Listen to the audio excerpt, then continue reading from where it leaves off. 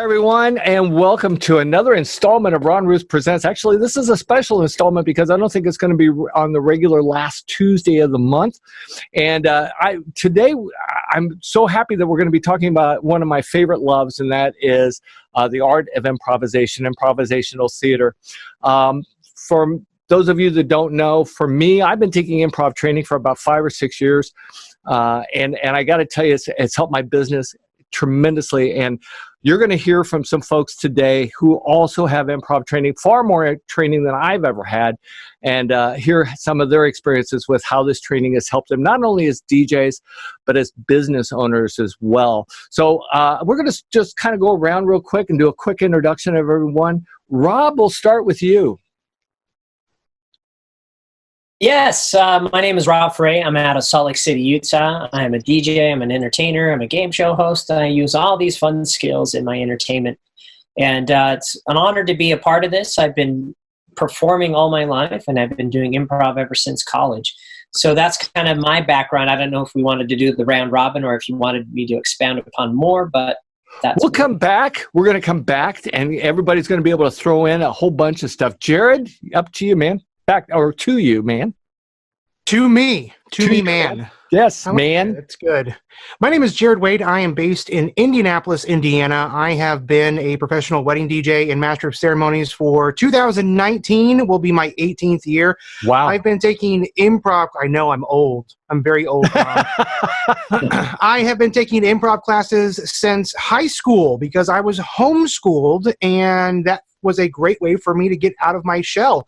And because of those classes, I got into theater, I got into public speaking, I got into several different facets of entertainment, and here I am today. I run Jared Wade Entertainment. It's basically a audio-visual lighting company that focuses on weddings and corporate events. And just like my friend Rob, I focus on my corporate clients on game shows and doing custom game shows for 50 people up to 5,000 people. Well, and Jared, I got to tell you, I'm happy that you've recognized that you are the oldest one in this group. It's good to see. I feel it, Ron. I really do. Tim, to you. Hi, I'm Tim Marks, based in Kansas City, Missouri, and I own and run the KC Improv Company with a lot of help from my friends. Each year we do about 300 shows and about 200 classes and workshops. And I've been doing improv since 2001 and teaching and coaching and directing improv, both for performers and people who want to perform on stage, and also people who want to improve skills that improv principles can help improve, since 2004, I believe. Awesome. And Tim was my very first instructor in improv, and actually I've taken a couple of improv classes from him and actually performed on stage with him once at some kind of competition several years ago. It was a lot of fun. Had great fun doing it. So let's kind of dive in a little bit as to what is improv. I think a lot of people have their own interpretation of what it is, but I'll start with improv. To me is like it's about letting go and discovering things. It's about just starting from scratch and trying and with a team of performers trying to build on something until to create, as I think Tim has used in the KC Improv catchline. It's like creating something from nothing, which is pretty much what improv performance is. Rob, how would you define it? Improv performance is all about the first rule, which is saying yes and building upon what is being given to you. I think oftentimes we are given different things in our performances, in our events, and we have to build upon that. And what really improv has done for me is help change my mindset and help me become a better collaborator. We are constantly collaborating with our clients. People who are in business are collaborators. Absolutely. And we are working all on a team. And that's what improv does. It helps create that teamwork. Now, I remember there was one time I was doing an improv scene, and I said no to the suggestion. And the person on stage who was playing with me called me out on it. And then I was like, whoa, you're saying no, that's not a good improv. Like, and I was just like, oh, wow, you're calling me out on stage on my own improv rules. But it was just funny. But these are the things that we do as entertainers, as business people. We are working with clients, we're collaborating with them, and we're building upon their ideas. And hopefully they'll build upon ours. And the thing is, a lot of this stuff may happen in the moment. Right. So what do we do in the moment? We improvise. Life is an improvisation. But what makes it even better when we follow the rules, we can build upon something and create something better instead of saying, stop, back it up, let's start over. No, we're going to keep going. Yeah, and to your point, no is a conversation stopper. I mean, it just ends conversations. And it's funny because I'm actually going to tell a bad story about myself, because in one of my classes, actually with Tim, and I will always remember this because it was that important to me. There was some suggestion, I forget what it was, but I said in class, I wasn't on stage, but I said something about, can we please have another? And Tim was like, you just let everybody down around you by saying no, because basically I said I wasn't engaged in that moment, and it would have taken away from. I mean, I broke the cardinal rule, and that has always stayed with me, and I'll never forget it. But yes, you're right. Everything we do with our customers, with our clients, with our couples is a collaboration. Without their input, we can't do our jobs. It's that simple. We can't do a memorable performance if we don't have their input as to the things that will make their event memorable. Jared, how about you? I have to say, before I get into my spiel, that there are 4 very talented individuals here. I've known Rob for quite a while. I've known Ron for quite a while. And just saying those names back to back is kind of a mouthful. Rob and then Ron. So I have to make sure I slow down and enunciate both of those. I don't know Tim super well yet, but I'm very positive that our relationship is going to grow from this point forward. So instead of trying to expand on what's already been said, I'm going to kind of go a slightly different avenue and a slightly different route. And that is, I completely agree with Rob and I completely agree with Ron. And that is the thing for me, is that agreement factor. Rob briefly talked about the collaboration process and about basically, I'm going to steal a joke that you did, Rob. You have to stop and you have to collaborate and you have to listen. And that's a DJ joke. And I'm sure that everybody everywhere is going to hear that. I'm giving full credit of that to Rob. He was the one that initiated that snowball roll.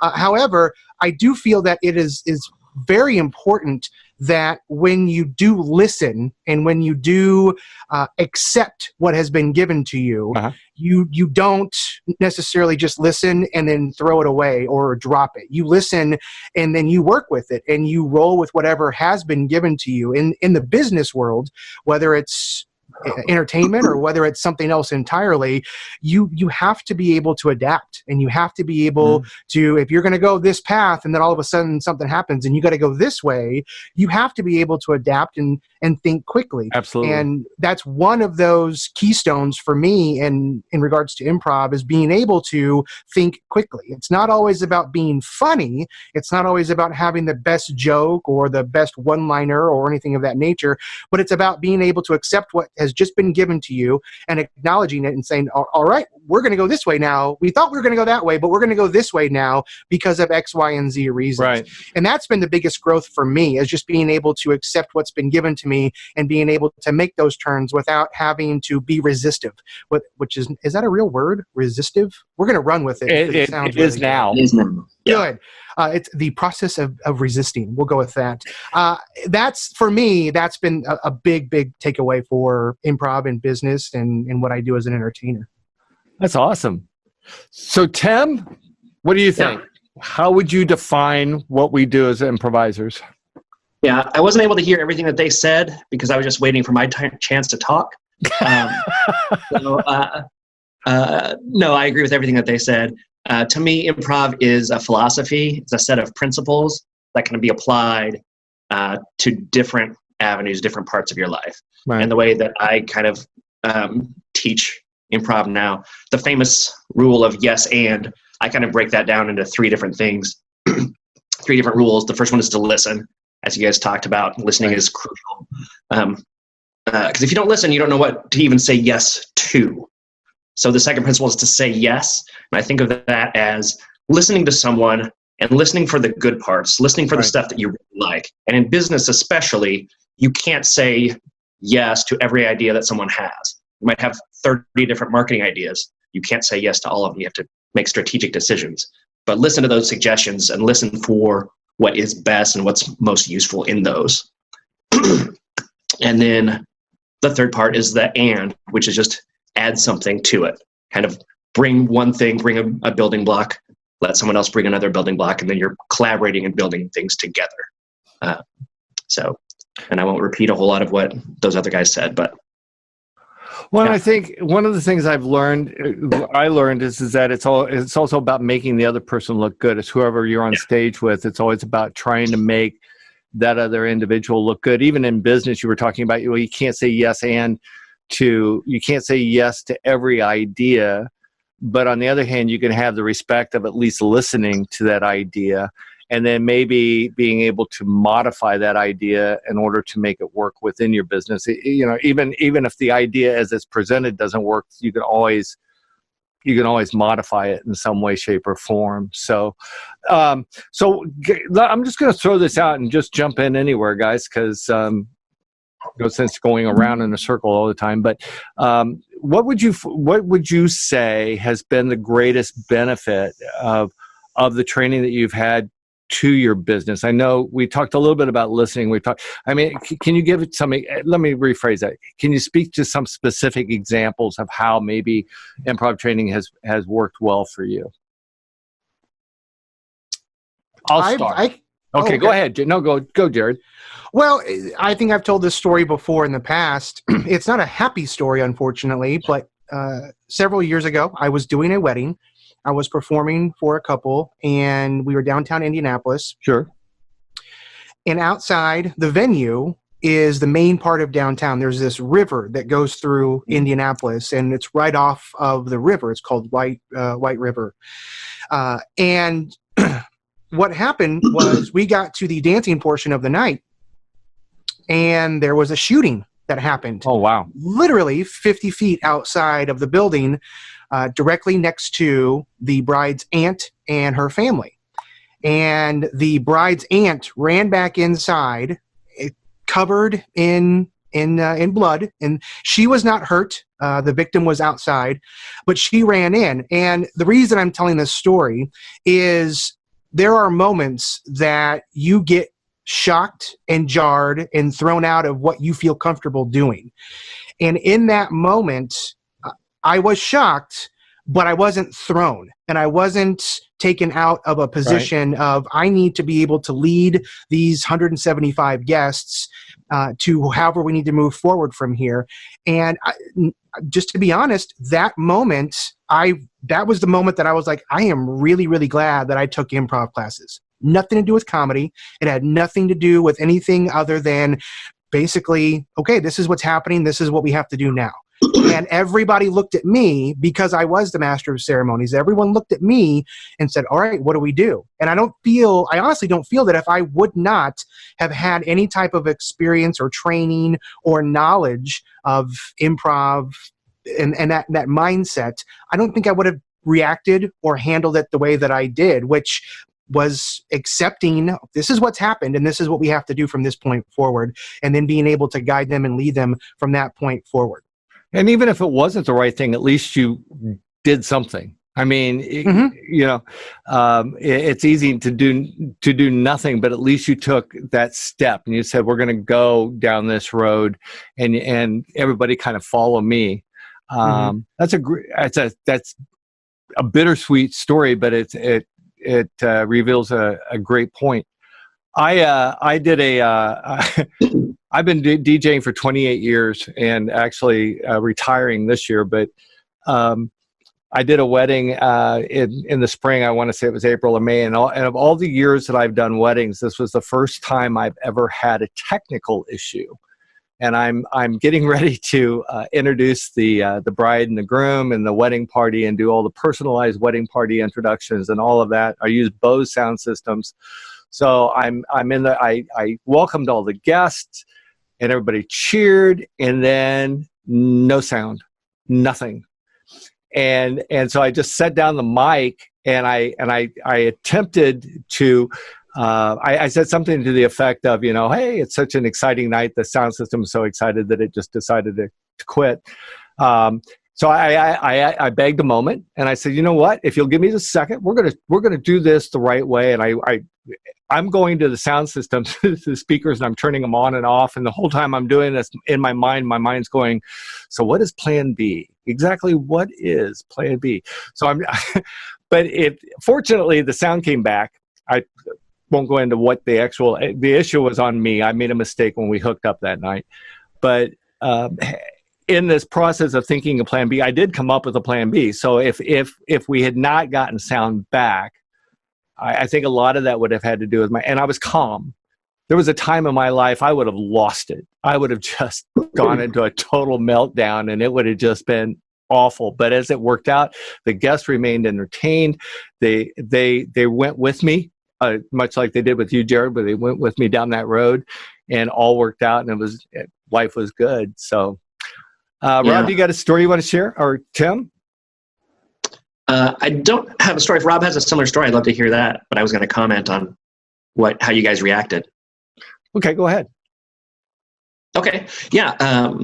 I think that what some people might see or say when they hear the story from Jared dealing with the woman walking in covered with blood, right, or a technical problem, is that you guys were thinking fast. To me, and I'm sure that you were, and improv training does help you do that. But I think the first thing improv training does is it's related to that concept of saying yes, and it's a little bit more complex than it sounds. But when new information is presented to you, if your brain can immediately accept this is true, now I need to start planning on how to react. I think that's what Jared was doing. He saw that it happened. He was shocked, but he didn't have to process it for 30 seconds. Right. And he probably didn't, or even 10, and he probably didn't have that much time. But your brain is trained to say, oh, this is new information. Okay, it's true now. Now what? What's the next step? And so you start thinking about how to react much more quickly than someone maybe who doesn't have that improv training, whose brain needs time to process and doesn't have that time of denial, or this can't be true, or just going through the emotional side of things. And I think that's what both of you guys did. It's like, oh, this equipment is not working. Okay, I need to come up with Plan B now. and I will do it.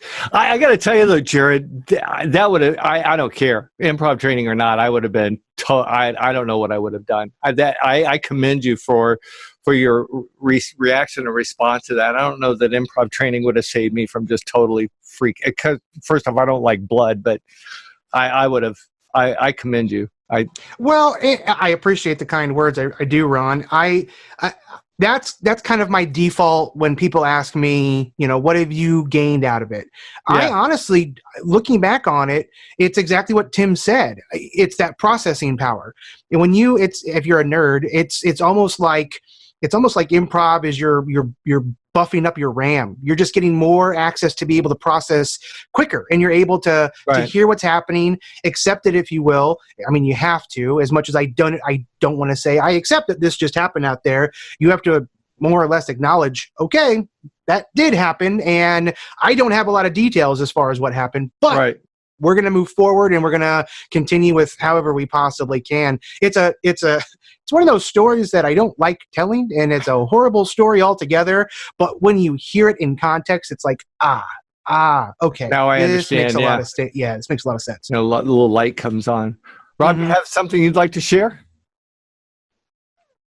Yeah. So I don't have a specific story, but Tim talked about listening, and I think what's one of the most important things we do as performers is listening to each other and reacting in the moment.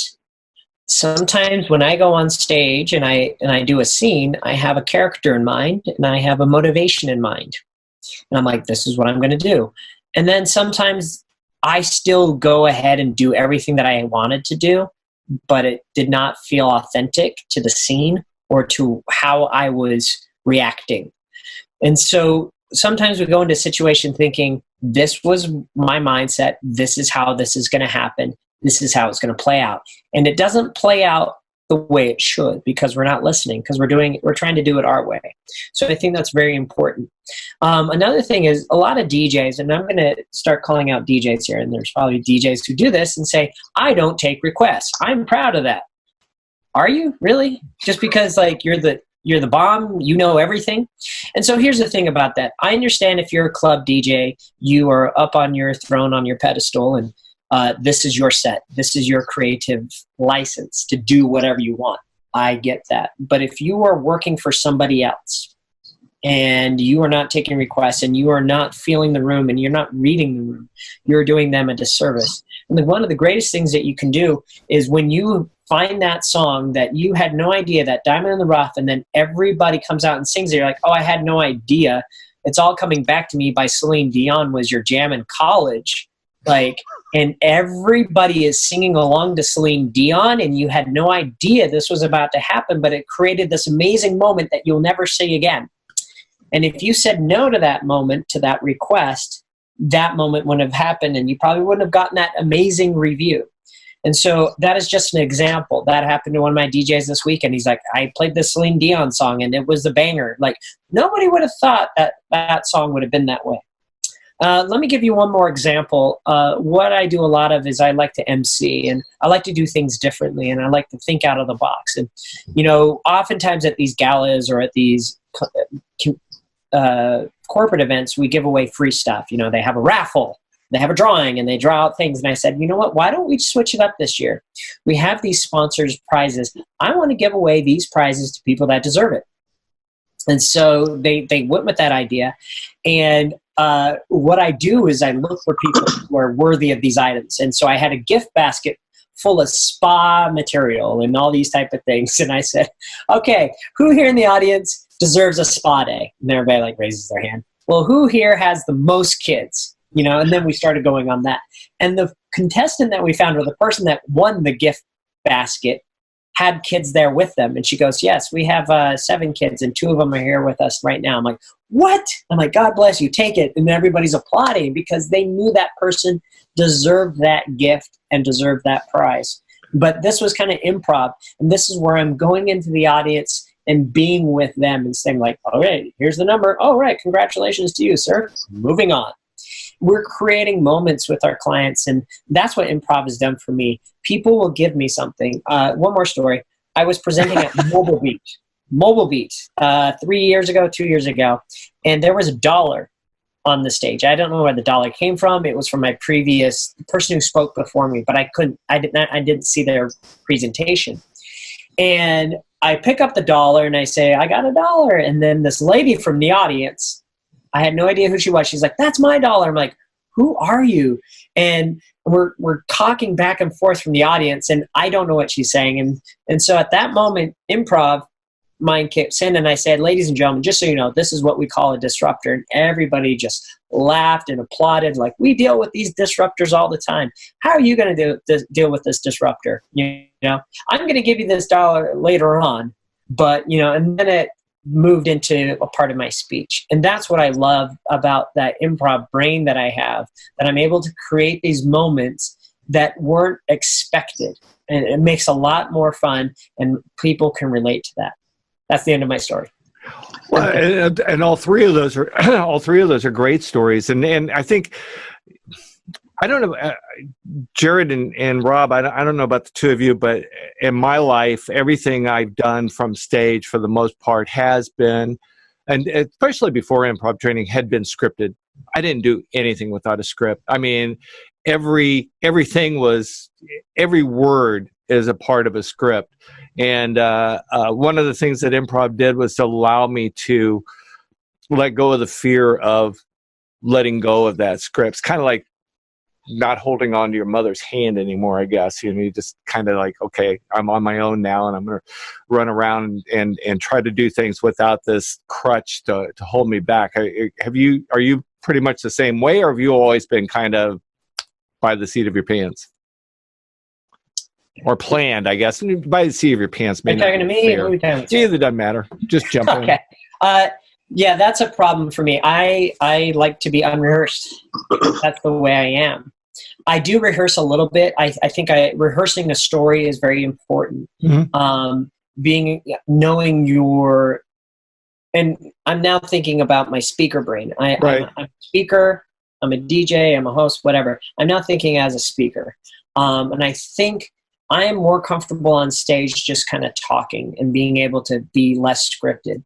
But there are times having a script, having structure is very important. I've done a lot of plays, and when I was in high school, having that structure was very important to me. But when things go awry, when things happen differently, you don't get flustered. You're still in that moment. You're still in that character, and you move forward. So let's relate it to DJs. You're DJing, music turns off, or your software freezes up. Oh, yeah. What do? How do you compete in that moment? One of the things that I do is I say, you know what? I meant to do that because you guys are rocking so hard. I had to reset everything. We're going to do this all over again because we got to start from the beginning, and I want to hear you sing it even louder this time. And so this is something I learned from Todd Mitchum. Your mistakes are intentional. Oh, no. But what is it he says? He says something. It's not own it. It's use it. Yeah, use it. Use it. So this is intentional. No, like, oh, I screwed up. Like, you can own it, but you can also, instead of like, oh man, I'm the worst. Like, no, guys, this is what we're doing. This was meant to happen. You know, we are going to move forward, and this is going to be awesome. So I think that's one of the things that improv does help us do in those moments. So Tim, in your experience working with corporations, what are some of the things how have you seen improv training help companies? Before you answer the question, because I want people to know, one of the things I do a presentation called Business Unscripted Improv for Wedding Professionals, and one of the things I talk about is that major colleges now are offering improv training to their business students to help better prepare them for when they graduate from college to be able to handle that within the corporate structure. Well, first off, have you experienced any of that? And then also the second part of my question is what things have you seen happen that have helped? How have you seen improv help? See, it's really hard for me to talk today. How has it helped other businesses improve? One of the things I'm proud of is the number of repeat clients that we have, which is evidence to me that what we're doing is helping them. They know that it's helping them. A couple examples come to mind. One is a large advertising agency here based in Kansas City. We worked with them on kind of an 8-week program for one of their business departments. And they took some of the improv principles and ideas and used them as kind of icebreakers and igniters for their meetings, for creativity, for collaboration, to get people less afraid to speak up and share their ideas. You can imagine just an advertising agency, but many other places where you have a lot of younger people who are afraid to speak up. They don't know what the rules are. They're afraid if they have one bad idea that their reputation is ruined. And if you have the leadership who buys into improv training to tell people it's okay to try things, to throw out those ideas, throw out a lot of ideas, we'll find some that are great. Another example that sticks out in my mind is we worked with a library system and did some team building with them, and they loved it. And a week later, they were interviewing to add a new person onto their staff, and it was down to 2 people. And they brought us out to do improv games with those 2 candidates and some of their staff members, because they felt like they got a really good grasp of who those people really were, and whether how they related to people, how well they listened. So that's a real unusual one, but that's one that always sticks out in my mind because they believe that much in those principles that they use them to help make hiring decisions. Right. Jared, did you have? I felt like I jumped from Rob over to Tim to Want to make sure I'm not leaving you out. Yeah. No, I've been flawless my whole life. I've never had any issues, so I'm good. Good to know. Yes, and well, I mean, outside of what Rob and what Tim mentioned, there's not a lot more that I can expand on outside of my own world, other than I'm very similar to Rob. I started in improv before I did theater and before I did radio, so I'm used to gotta go quick, gotta go fast, gotta figure it out, gotta accept, gotta move. You don't have 30 seconds to just sit around and figure out what's going on. You look, you see, you acknowledge, and you move on. There are a lot of pros to that, but I also feel that you have to have a balance between the quickness and also the, oh wow, hey camera, you want to refocus here? Right I thought that was my eyes. No, that's me. My camera is just deciding to do its own thing, and computers are taking over the world. So this is just the first step. They're like, hey, let's get rid of the egotistical people first, and then we'll hit everyone else. It'll make the process a lot faster. I started in the improv world, and then I quickly realized, like Rob mentioned, there are areas that you need to rehearse. There are things that you need to script out. There are things that you need to be able to process beforehand. Right. For me, specifically, the big ones were names. Just showing up and then being able to read names off like that isn't a forte of mine. It's something that I need to look at, and I need to repeat and rehearse and go over and over and over and over again. The question that I get asked a lot when I'm sitting down for consultations is, what's your style? What type of style are you, either for a corporate client or for a wedding client? And I tell them that I'm a reactive, structured conversationalist. So again, that's a reactive, structured conversationalist. And they're like, what? And I go, I create really big, fancy words. No, I say, basically what I do is I have to be able to react to a structured thing that I'm having in a conversational format. That's the way that I process everything. So I have those influences and those seasonings, if you will, of the structured element. But at the same time, I'm able to react and adapt and conform as I need to in order to keep things moving along. So that's the long answer. The short answer, started in improv and then migrated the other way. And I spent a lot of time going away from improv. Now I'm coming back to improv to get some additional training and refreshing my brain up on that as well. So there's this weird balance. And actually, you kind of, your what was it? Reactionary conversation. What? Reactive structured conversationalist. It's very simple. Yeah. I don't know what your deal is, Ron. The RCC that you talked about. It's like 13 syllables. Yeah. RCC, you know can... Anyway. Yeah, you know me. Yeah. You know me. It reminded me, I mean, I think something else, another just area I think that maybe has helped me in is my ability to be a better storyteller. Especially when I'm meeting with a couple and I'm trying to paint a picture of what their evening is going to look like, because my mind moves a little bit more freely. The story flows better than it would without that particular training behind me. I think because it's when you're engaged in improv, you're basically you're really telling a story. At least that's. Am I right, Tim? And that the purpose of a scene is to eventually tell a story. It's to engage. Right. It might be a short snippet of a story, right, or it might be a longer story.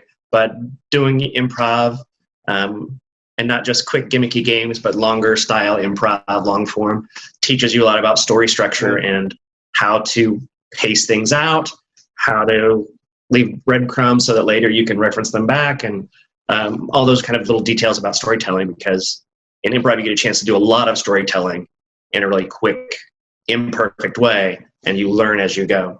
Right. Well, and it's a way of engaging the audience, because there's a quote about, and I can't remember who the quote was, but it was something about fixing a bicycle. Do you ring a bell with you? Yeah. How does that quote go? That's a quote from Mark Sutton. Yeah, it's a quote from Mark Sutton, who's a great instructor out of Chicago, who I've had the pleasure of working with many times. And he says, no one leaves an improv show saying, man, I'm glad they fixed that bike. And that's a way of saying that people don't care that much about stuff. Right. You can make a funny joke about a bicycle maybe, but it's not going to really make an impact on people or be something that they care about, compared to a story about relationships, a story about how people affect one another. That's why we watch theater. That's why we watch movies and television shows, is to watch how people influence each other and react to one another, because we can all relate to that. Right. Well, and I think, and that relates to sales, is that people don't care about the stuff you have. In the DJ world, do customers really care about the lights, the sound, the technology, and all that stuff, or do they really care about the relationship? How this is going to benefit them? What is the end result going to be? That's what they really care about. It's not, yes, they need or they want the lights and the sound and all of that, but what they need is a flawless event, or what they really want is a flawless event, something that their guests are going to be praising them for years and years to come. Right. Yeah. Instead, I'll do this and then I'll stop hogging the stage. You're fine. Jump in. Don't tell me that you have the spinning thing with 16 different lights and some of the blues are different. Tell me how it's going to affect the people at my wedding reception. Tell me what effect this will have on people, or why it's a benefit. I don't want to know all the technical details. Yeah, exactly. So I agree. Exactly. So, so one last thing, then we're going to wrap this up. I want to talk a little bit about fear. One of the things that I think we've all kind of addressed it in a way is that improv is about letting go of your fears. I remember first classes, you're always afraid you're going to make a fool of yourself. Supportive teachers, they're not going to let you make a fool of yourself anyway. Even if you do make a fool of yourself, you're never going to know that you were made a fool of yourself. You're going to be the most spectacular individual. So getting out there and getting on that stage and getting involved in these classes makes you have to let go of fear. And I think that especially like I talked about my breakdown, sound breakdown. Jared, you talked about that incident. You're you let go of fear. And you do what you need to do, and I think that's got to be one of the greatest takeaways for me from even performing on stage the few times that I have, just being able to let go of that. Would you all agree? I love the nodding heads. I'm glad there's video, otherwise this wouldn't work because yeah. Yeah, fear is a big thing for people, and people getting out of their comfort zone. You're very comfortable with what you know. The fear of not knowing what's in front of you. And I think there's a lot of personalities out there who are very structured and like the comfortability of structure and knowing what's going to happen. So maybe improv is not for you. But but the most important thing is being open to it. So if anybody who's been watching has made it this far, you're probably thinking to yourself, oh, this is fine and dandy. I'm not these guys. I don't have that type of personality. How does this apply to me? So a couple of different things. Open up the possibilities by saying yes. Also, you can start practicing on your own, but you are now training a muscle in your brain to think differently instead of saying no and backing down. And so I've talked to different DJs like, well, how do I use improv? Like something's going to happen. You're in the middle of your welcome speech at a wedding and something happens. Or you're trying to introduce somebody and something happens. Right. Or at the toast, something is very awkward that happens. Do you acknowledge the elephant in the room? Do we move on? Do you have some fun with it? But only be subtle with that. And so some of the things that I suggest people do is start practicing in their car and start practicing different scenarios, practicing at home, whatever it may be. Interview yourself in your own talk show. Start doing different improv games on your own. Look for an improv group in your community. There are different ways to do this, and if you need any help, we're here to help. Absolutely. Well, I think it's a matter of letting go of the status quo. I say that the status quo is always always looks pretty good when it's put up against effort, but the rewards of effort are far greater than a status quo. Tim, any advice for people that may be seeking to take their very first improv class? Do it. My advice would be do that. Most medium and large sized cities have a place where you can go and choose like a drop-in class or a one-off class, or some places have even a free first class that you can take to try it out. And so if you have any inclination, go for it. It's not a room, in my experience, it's not a room full of performers and seasoned actors who are going to make you feel uncomfortable. It's a mix of people who did, some theater stuff in high school or college, and then, people from all walks of life in an improv class, the engineer and the lawyer and the bartender and the stay-at-home parent and whomever, and a wide range of ages and interests. And so I would say, don't be afraid. Go for it.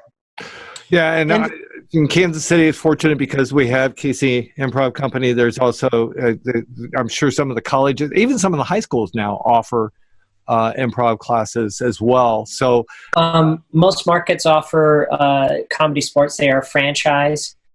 There are those all over the country. So comedy sports, they usually have institutes or improv workshops. But I do believe colleges are getting more and more keen to it. So there's a lot of colleges that do that. I know if you're not a college aide, that might sound weird, but maybe just drop in and say, hey, I would love to learn this, because college and learning is forever. So if you definitely want to be better, people are always saying to me like, hey, I want to be an MC, I want to be a game show host, I want to do what you do. I'm like, well, you got to have improv skills. You got to be charming. You got to be witty. You got to think on your feet, and because you watch what Steve Harvey does on what is he doing? What's the show? Family Feud. Family Feud. I'm sorry. Oh my gosh, that's the greatest thing ever right there. You couldn't think of Family Steve Harvey. Family Feud. But the reason I relate that one is there's a lot of improv that's going on there. I mean, he comes from a stand-up background, right? But what is he doing? He is getting the material from the contestants, giving them a look, laughing, but building upon their answer, okay? And so he's like, well, I want to be like that. Improv is where you need to start. Steve Harvey was almost, to kind of go along with what Rob was saying, he's like a reactive, structured conversationalist, almost. Just throwing that out there. But also something that Tim had mentioned about looking for classes, I would encourage if you've already done a class, if you've ventured out and you're like, oh, I tried it and it wasn't what I thought it was going to be, or I didn't care for it or whatnot. You have to keep in mind that there are different groups, there are different clubs, there are different troupes, and there's different personalities. There are different teaching styles. Sometimes you have to visit a few. Sometimes you have to look around and find that right group and that right individual who's teaching it, or the style that they're teaching it, or whatever it might be. We all learn differently. And just because that first one doesn't necessarily check off all the boxes on your list, that doesn't mean that you crumple up the piece of paper and you throw it away. You get a new sheet, you go to another one, and you say, okay, let's see what I can get out of this one. And I'd almost promise you, if you went to 3 or 4 different ones, one of those would fit, and you'd be able to check off quite a few of those check boxes to find that right fit for you. Yeah, I think for me, I mean, when I got involved, I mean, it became almost an obsession, maybe a little bit strong of a word, but it was all of a sudden after that first 8-week class, I had to have a second 8-week class. Then I had to have a third 8-week class. Then I started doing the little satellite workshops, and you just become, it's like, God, I love this so much. It becomes so much fun. It becomes a part of your, I told my wife said, why do you love improv so much? And I said, because I hate bowling. That would be my option. Let's go out on Monday night and bowl. I have an option. Go to Monday night bowling, or I could go do improv with people that I really enjoy spending time with. And I think also something else especially, and maybe I should let Jared say this because he's the oldest in this conversation. But the one thing I found, if we can hurry it up. It's like 3:15, and I got to get to bed here soon. Got to go watch Family Feud. Got to go watch. What was it Steve Harvey does? But it doesn't matter your age. I mean, it was the most accepting group of individuals, and it was so much fun to hang out with such young minds, and it keeps you young. So I think Jared would agree with that as being the oldest in the room. So we're going to wrap this up real quick. Just final thoughts. Anybody have any final, something that maybe we've talked about? You got like a final thought you want to throw in there that you think DJs or performers, entertainers, business owners might find of value? Anybody? Yeah, you inspired me to think of this tidbit, Ron, that I think I might, keep using when I talk about it with businesses. But, you said you used to be a planner, and, you had to prepare. Yeah. And I think people like that usually are like that because they're perfectionists, because it really matters to them that everything be as good as possible. But what if to be the best presenter, performer, wedding DJ, club DJ, what if to be perfect at that, you needed to be able to be adaptable to what's happening in front of you, to be able to improvise, notice what is happening, listen, right, change your plan a little bit, and your preparation will pay off, certainly. But if you add the ability to adapt and improvise to that, then you're going to be a lot closer to perfect than you are now. Mm-hmm. Awesome. Rob, you have a final thought? Final thoughts. Yeah. You need to evolve. DJs that are not evolving are sticking with the status quo. And I think one of the best ways to evolve is to improvise. If you're improvising on your music, you should improvise in so many different things in life. Open the doors, open the possibilities of what can happen. And you never know what is behind those doors. Jared, final thought?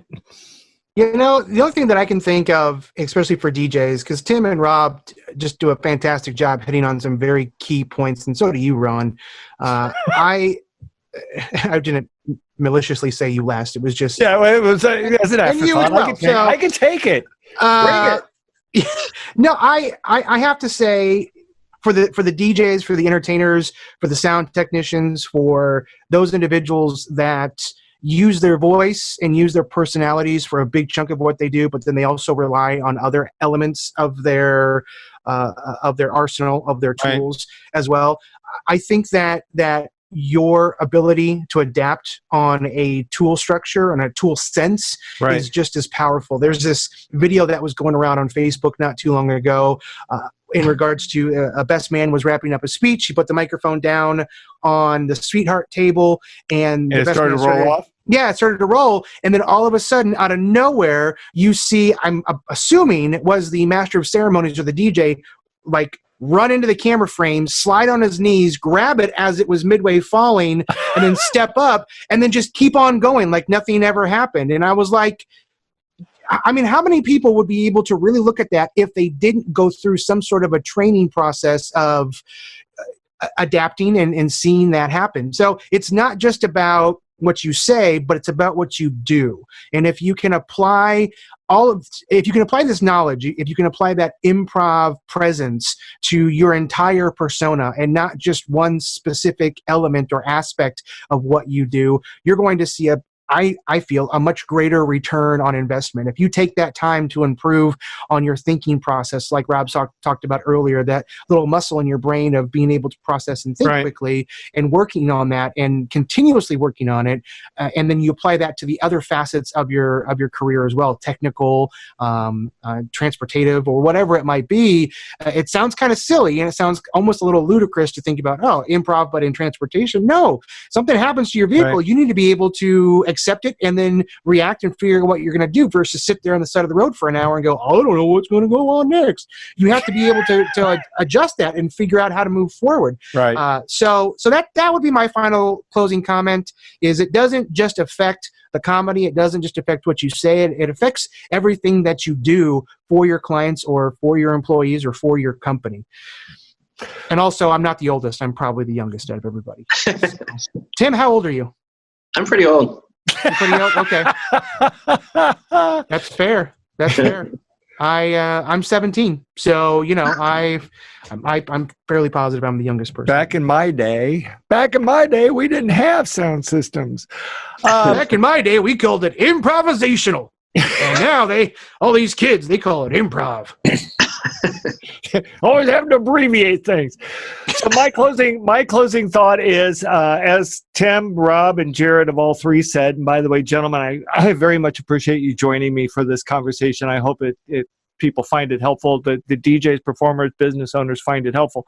But if you cannot find, if you're just struggling to find a class in your area, if you'll reach out to me, my email address through Disc Jockey News is ronruth@discjockeynews.com.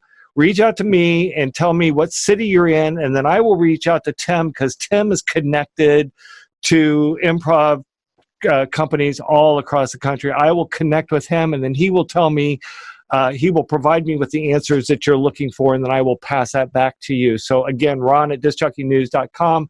If you can't find anyone, pardon me, goodness. Gentlemen, thank you so much for giving of your time today to have this conversation, and I can't tell you how much I appreciate it. And for those of you watching, thank you so much for joining in on another installment of Ron Ruth Presents, and I will see you next time.